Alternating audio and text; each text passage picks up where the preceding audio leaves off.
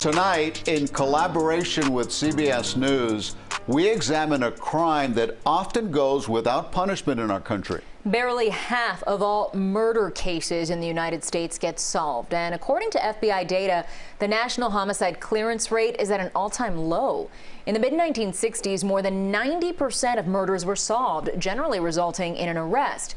By 1990, that percentage fell into the 60s. Then by 2020, as the number of homicides surged, the national clearance rate dropped to about 50% for the first time ever. Our analysis with CBS News also discovered a difference by race. The national homicide clearance rate for white victims keeps improving. That's the blue line up on top. Meanwhile, the rate of solving murders for black and Hispanic victims, the two lines at the bottom of the graphic, is substantially lower. So, of course, we wanted to know what's happening locally. Our investigation discovered South Florida's clearance rate is even lower than the national average. Tonight, CBS 4's Ted Scouten takes a look at why and what's being done to reverse that troubling trend.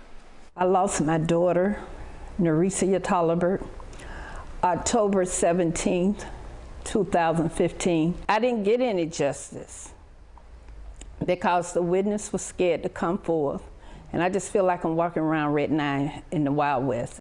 The 2015 shooting death of Regina Tolliver's 17-year-old daughter, Neresia, is one of Miami-Dade's unsolved murders.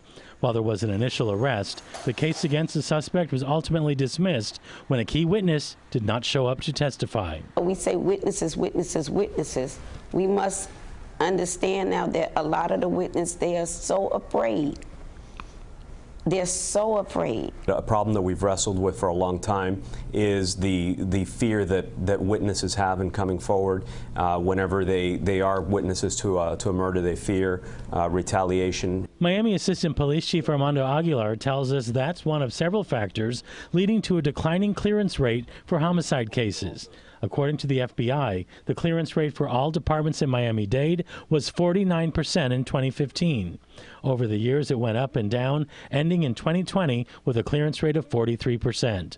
In Broward, the clearance rate was 67% in 2015, spiked to over 70% 3 years later, then dropped to 46% in 2020. Both counties settled below the national average of 52%.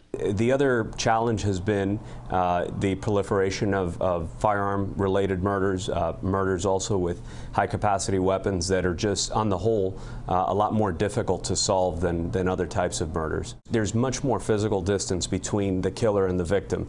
So the killer leaves behind much less trace evidence. It's more difficult to establish a connection between the victim and the suspect, and so it's just an easier crime to get away with, unfortunately. Aguilar also blames COVID as a factor for the decline in 2020. Many detectives were off the street with COVID.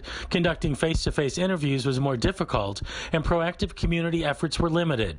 Despite that, Aguilar said now Miami PD is seeing decreasing murders and increasing clearance rates. In 2020, police report there were 61 murders in Miami with a clearance rate of 44%. In 2021, Miami dropped to 47 murders, increasing the clearance rate to 47%. And for the first 5 months of 2022, there were 15 murders. Miami police have solved that same number of killings this year. However, nearly half are from previous years. Last year, we had a near record low number of murders, and this year we're 35% below the number where we were year to date. Year to date last year. He says since 2020, Miami police doubled the number of guns taken off the street, and they're turning their focus onto repeat offenders. We know that they're not just committing murders; they're committing a whole host of other crimes, and so we've taken whatever opportunities we could to charge them criminally in those offenses, thereby taking them out of the picture and preventing as many murders as possible. When they're suspected of murder, that gets them off the street, but does not clear the homicide case. Police are also honing in on domestic violence cases. We feel that we've been able to step in and stop the escalation of domestic violence cases to what could have been murders. For the families of murder victims, they want to see one thing. And all I want to see is the community come back together and stop the killing. But you got to get these killers off the street, because if you don't, we're going to continue to have what we're having, killing after killing.